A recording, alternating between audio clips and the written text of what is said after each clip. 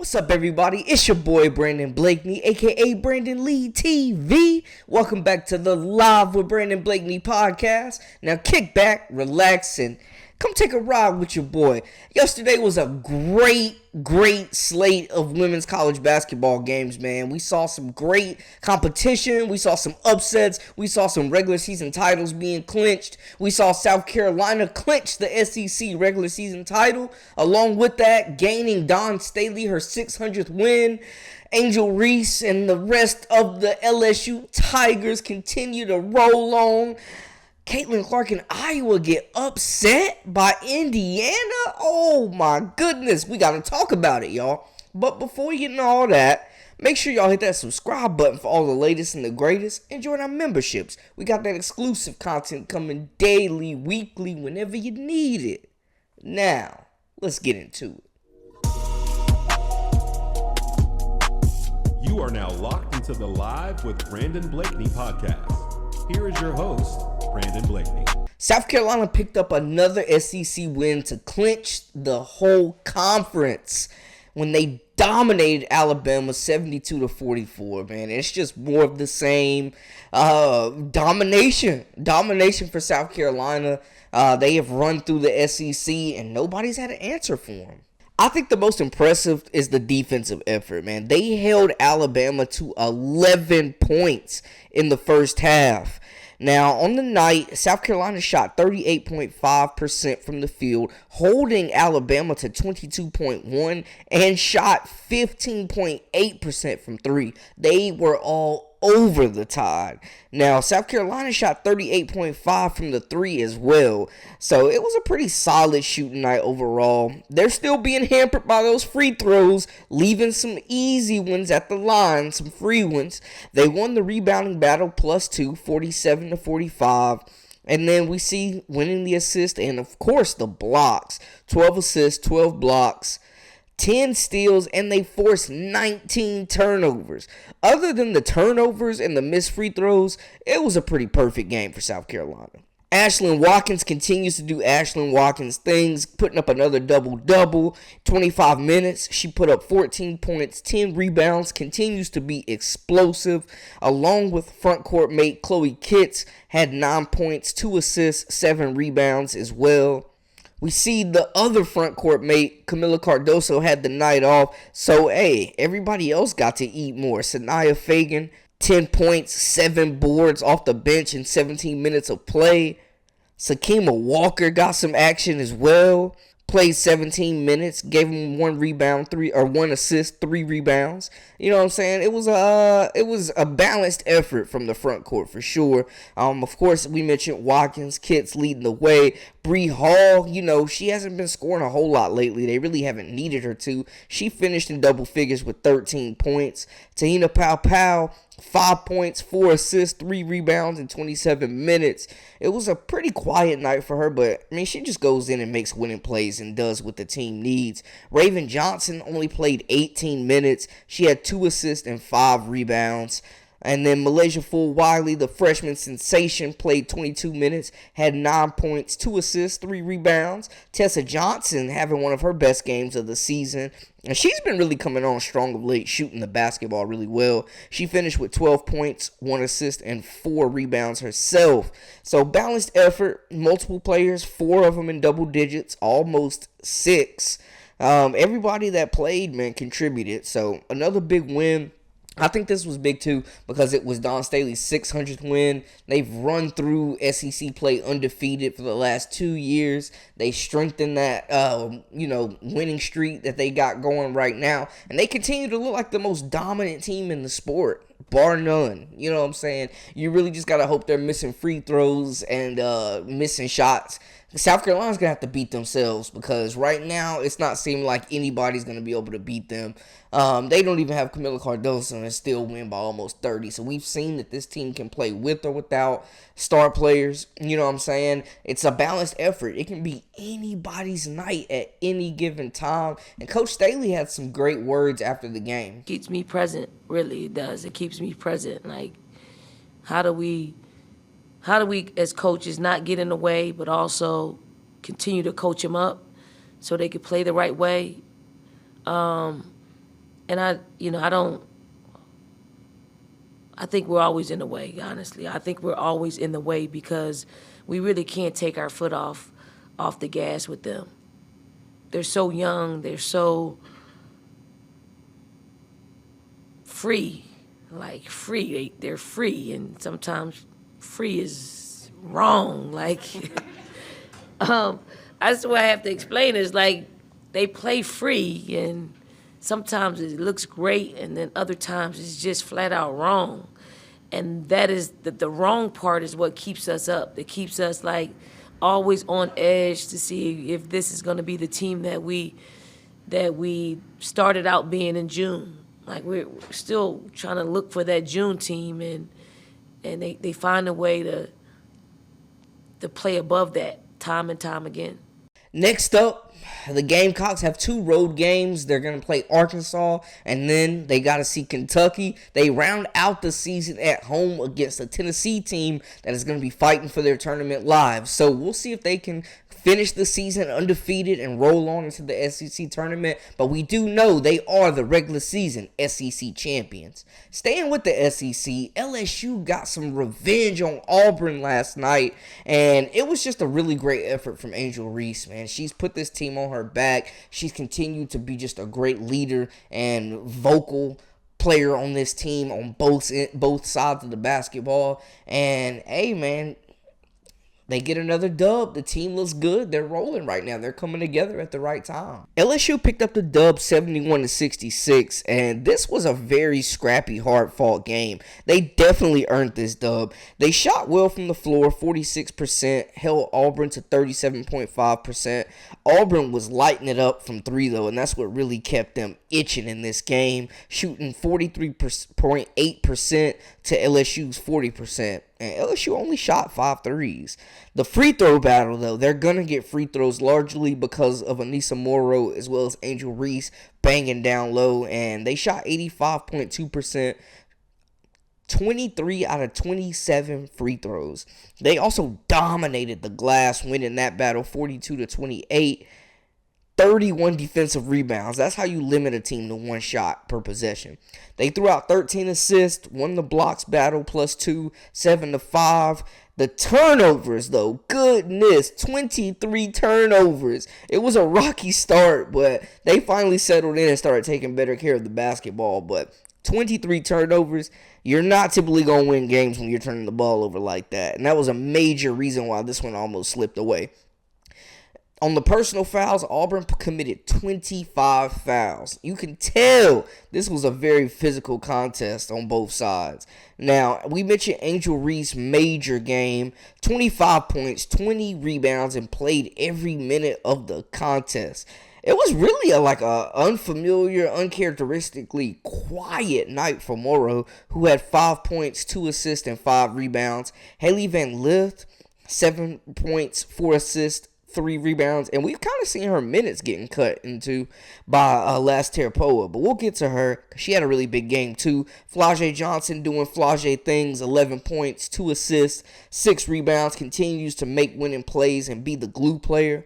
Another uncharacteristic night, Michaela Williams, 4 points, 2 assists, and 1 rebound in 29 minutes of play.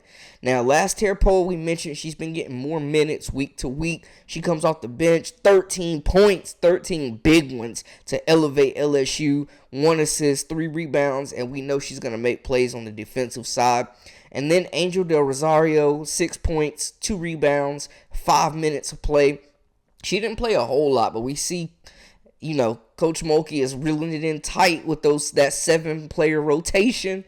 And, hey, it's worked out so far. The fatigue definitely has impacted this team. We've seen in multiple games. But for them to pull out this win and have Morrow and Michaela Williams only combined for 9 points, that's just a testament to the rest of this group stepping up, man. And Angel Reese continues to just be elite, one of the players that should be in the running for Player of the Year. And Coach Kim Mulkey, man, had some great words after that contest as well. Well, let me say this. We tried very hard to give the game away the last 4 minutes. Starts with me,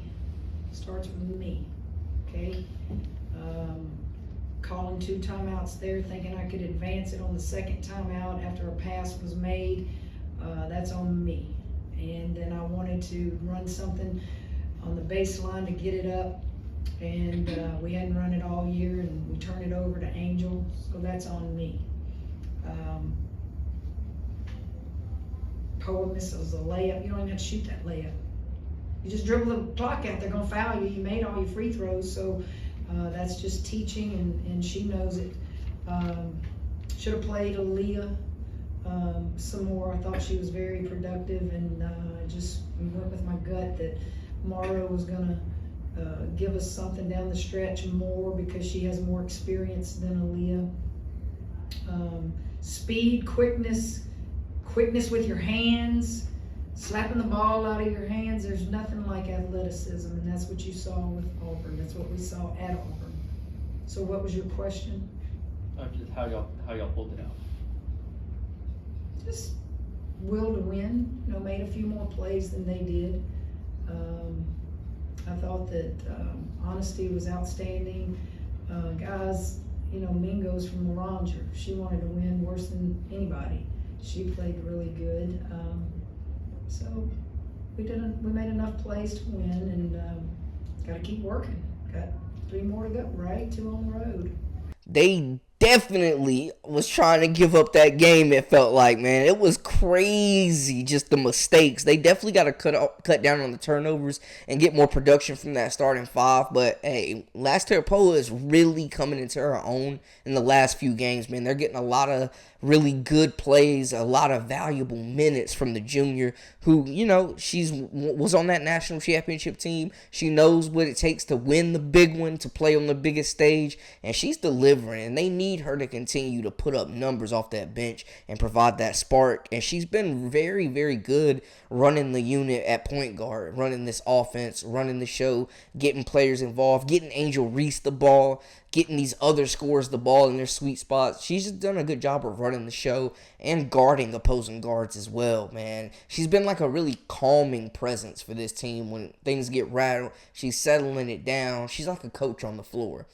She's settling the pace down, getting them into their sets, making very, very smart decisions with the basketball. So you love to see that, man. She's really coming along, and I think Poa will be a huge part of this team's tournament run, and they will depend on her success and her continued growth. But I expect Morrow and Michaela Williams to bounce back in a big way. LSU closes out against Tennessee, Georgia, and Kentucky. Now, they know what they're up against with Tennessee, a team that we mentioned is fighting for their tournament lives. They played South Carolina extremely tough. They have a lot of size, a lot of length, and Coach Kim Mulkey spoke on this matchup as well, and Vol star Rakia Jackson, one of the best and most versatile scorers in the entire nation. I guess we'll have a press conference before we leave, so I guess we can talk about Tennessee now. They're playing good. Did see their game against South Carolina. I thought they battled with South Carolina because they got on the offensive boards. They've got length. They have length, and Tennessee had length last year, and they had length the first year I was at LSU. Obviously, Rakia makes them really tough. She'll be a top draft pick. They've got shooters that aren't afraid to pull the trigger. They've got transfers in there now in the backcourt. Their length and their ability to rebound is going to be a problem for a lot of teams. I'm sure it'll be a good atmosphere. That's going to be a fun one, man. I can't wait for that game. Just a battle of star power and a lot of just talented athletes competing, and 2 very historic programs. Now we got to talk about Iowa getting their doors blown off 86-69 against Indiana, and it's crunch time right now in the Big Ten, where you got Indiana, you got Iowa, and you got Ohio State all in the running for that title, that Big Ten title, that conference title. And it seems like everything's running through Ohio State now. They keep rolling. This was a crucial loss for Iowa's chances of clinching that 1 seed heading into the Big Ten tournament. And what a job holding Caitlin Clark to 24 points, man. Indiana just played an incredible game. Indiana shot 51.6% from the field, holding Iowa to 38.8 and holding them to 17.9% shooting for three. They were not falling. Iowa shot 5 of 28 from three, while Indiana knocked down 9 of 21 of their tray balls, shooting 42.9%. They were the more effective team from the free throw line as well. Iowa missed free throws really hurt them as well, man. This game could have been a little closer. Also, Indiana, their size was just a really difference maker as well, man. Winning that rebounding battle 42-33. 34 defensive rebounds, limiting Iowa to one-shot possessions, and that's how you win games. You keep the ball out of Caitlin Clark's hands. They also won the assist battle and the blocks. They also, surprisingly though, turned the ball over 15 times compared to Iowa's 12. So they'll definitely want to clean that up. But overall, it was a really impressive game plan executed by Indiana and a very balanced attack. Hannah Stolke, the sophomore forward for Iowa, has had a really good season, being that second or third option, depending on the night. She finished with 10 points, 1 assist, 6 boards. Caitlin Clark, it was a quiet night, and that's crazy to say because she still was 1 assist away from dropping a triple-double. She finished 24 points, 9 assists, 10 rebounds in 39 minutes of play. And then Kate Martin continues to have an incredible season this year. She put up 19 points, 1 assist, 5 rebounds in her effort to try to, be the Robin to Caitlin Clark's Batman and be the second option of this team, trying to lift and make up a deficit that they just never overcame. And then you just didn't get much from the rest of the squad, man. Sydney Falter, 4 points, 3 assists, 1 rebound. Addison O'Grady poured in 6 in 9 minutes of garbage time play. Gabby Marshall, 3 points in 34 minutes. It's been a quiet season for the sharpshooter, man. Not blaming her for the loss, but just saying, they're definitely going to need more out of their upperclassmen if they want to continue to compete for not only a Big Ten title, but a national championship as well. Mackenzie Holmes, my goodness, 24 points, 9 boards. They had no answer. The bigs of Iowa had no answer for her. And then looking at it, it was just a really balanced attack overall for Indiana. Yarden Garzon, 15 points, 5 assists, 5 rebounds, leading that backcourt, along with Sarah Scalia. She finished with a game-high 25 points, 4 assists, 4 rebounds. That backcourt was dealing last night, y'all. And Iowa really had no answer for this team. It was just that big three, man, led the way. And it really left their handprints all over this game. They completely just dominated Iowa, and it really got started in the second quarter. This was a 1-point game heading into the second quarter. Iowa's held to 11 points in the second, and then they go into halftime trailing double digits. They come out firing in the third, and then in the fourth quarter, Indiana closes the door, making shots, shot after shot, play after play, stops when they needed them. And hey, what you gonna do? There's no easy wins in the Big Ten. Y'all know we've had these conversations before. This is a huge win for Indiana and ups their chances to, try to win that Big Ten regular season title and head into the tournament with that 1 seed. I'm just saying, but this was surprising, man. No disrespect to Indiana, but Iowa had been rolling. It looked like they had really figured it all out. Coach Lisa Bluter and Caitlin Clark, seemed like they had things rolling since the record's been broken. But they both had some words after the game, just talking about Indiana's effort of making things extremely hard for Clark. Very rare that you have a game like this. What is it that Indiana did so well, especially in that second half? I think being physical, face guarding me, denying the ball, threw a lot of different people at me. Just very physical. I think that was the main thing, and kind of pushed me off my spots, got me out a little deeper than I wanted to be, and threw a little box and 1 at us. Other than that, played mostly man-to-man, but I'd say just physicality and denying me the ball. Hey, and you got to respect it. When a team goes out there and outplays you executes a really effective game plan, you just got to salute him, man. But definitely some big matchups. We'll definitely talk about some more games as well. Shout out to them Tar Heels upsetting NC State, number 6 team in the nation on the road. Like, you know, some big time matchups. We'll get into more of them. But y'all let me know how y'all feel about all the latest and the greatest in the comments. Holla at your boy. That's a wrap for us. For all the latest and the greatest, make sure you hit that subscribe button. I'm Brandon Blakeney, a.k.a. Brandon Lee TV. Until next time, hey, we out.